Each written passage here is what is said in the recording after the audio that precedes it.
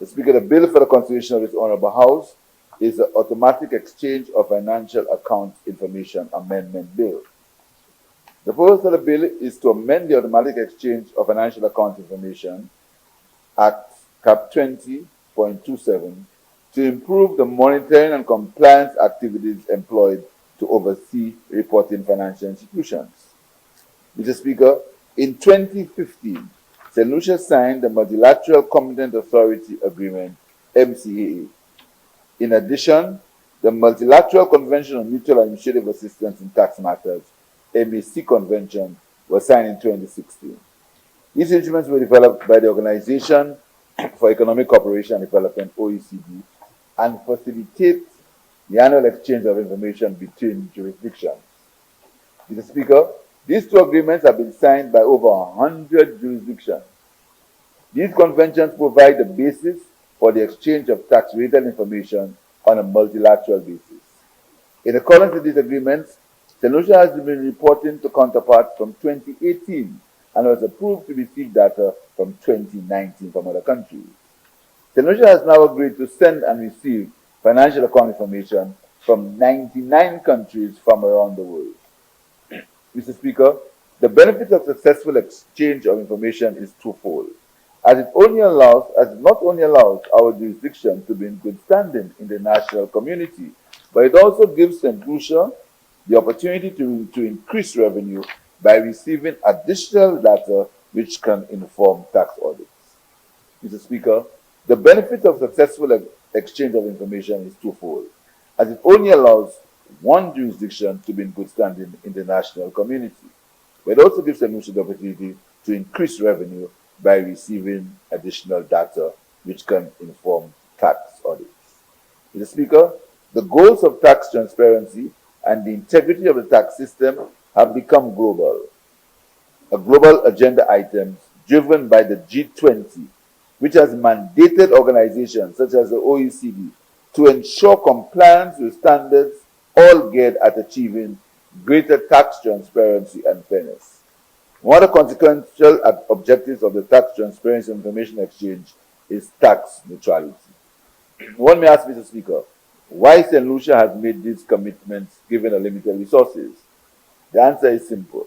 As a member of the national community, St. Lucia has been asked to show a solidarity and commitment to tax transparency and exchange of information, or to face the consequences of non-compliance. The Speaker, as fair or unfair as it may be, we almost have no choice. As a small island developing state, we can ill afford the fallout for non-compliance, and so we must do all in our power to ensure the effective implementation of the standard set for us. Mr. Speaker, the OECD has developed the framework for the full automatic exchange of information, AEOI, with terms of reference, which states, core requirement number 1, jurisdictions should ensure that all reporting financial institutions apply due diligence procedures which are in accordance with Common Reporting Standards, CRS, to review the financial accounts they maintain and collect and report information required by the CRS. In order to meet this requirement, effective monitoring must occur.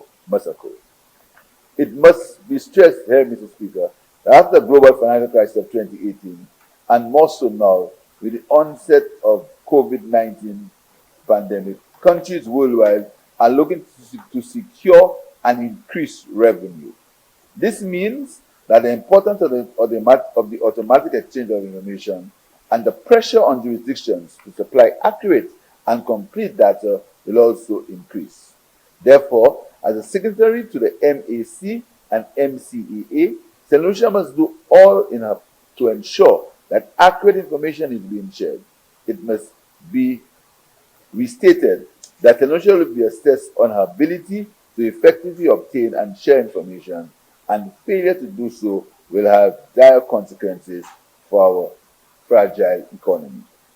St. Lucia has already been assessed by the OECD annually and will be subject to peer reviews by other jurisdictions in the near future.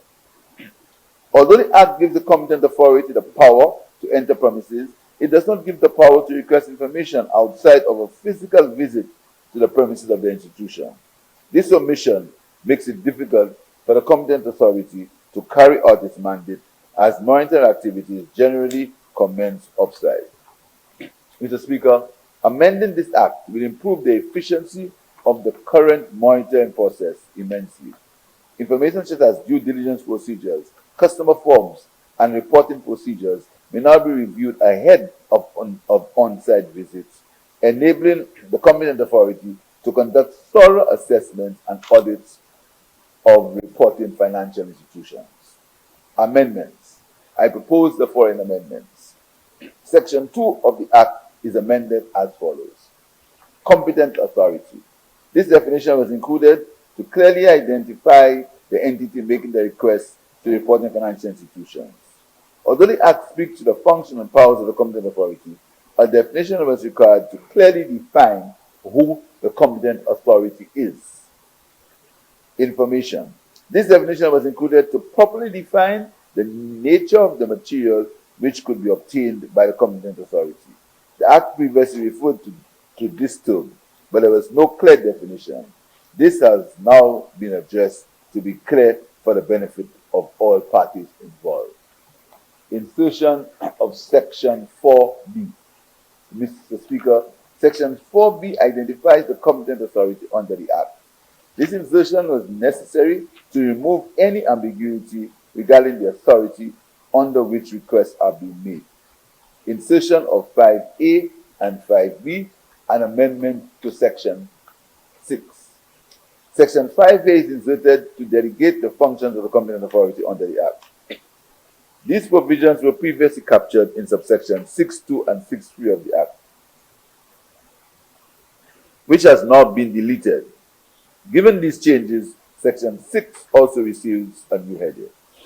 Mr. Speaker, Section 5B is inserted to give the competent authority the power to require the production of information. The Act currently gives the competent authority the ability to visit the premises or place of a financial institution, but not the authority to request this information in writing. Under Section 5B, the competent authority will therefore serve written notice to reporting financial institutions for the purpose of monitoring due diligence and compliance with the Act. The notice must give the reporting financial institution sufficient details regarding the information that is being sought, inform the institution of the data and confidentiality safeguards which apply, and provide a reasonable time frame to produce the same. The amendment further speaks to penalizing the financial institution should the information be destroyed, damaged, willfully altered, or should any information be concealed. Mr. Speaker, this provision is necessary to allow for some form of deterrence to financial institutions for non-compliance. Overall, Mr. Speaker, the enactment of this bill will ensure that Lucia continues to fulfill the requirements of the Act and will aid the competent authority in delivering its mandate. This includes assisting reporting financial institutions with understanding the due diligence and reporting obligations and to foster greater levels of compliance. Then we have a lot to lose as a nation if we fail to satisfy all the requirements under the signed agreements and conventions which provide the framework for the information. Mr. Speaker, we are fully committed to the adherence of global tax standards, even though it causes us to use many of the scarce resources that we do not have in ensuring that we meet compliance. But we exist in a global world and we have to follow the dictates of countries, albeit much bigger than us, but who set the rules that we have to follow. I thank you, Mr. Speaker.